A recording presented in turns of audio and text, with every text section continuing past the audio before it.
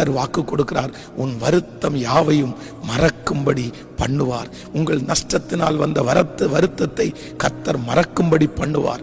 தோல்வியினால் வந்த வருத்தத்தை கர்த்தர் மறக்கும்படி பண்ணுவார். இந்த வசனத்தை வாசிக்கும் போது ஒரு 2 காரியத்தை ஆண்டவர் என்னுடைய இருதயத்திலே ஞாபகப்படுத்தினார். முதலாவதாக, வேதத்திலே அன்னாள் என்கிற ஒரு தேவனுடைய பிள்ளை. அவளுக்கு வேதம் சொல்லுகிறது, அவள் வார்த்தையினாலே அதிகமாய் காயப்பட்டவள்.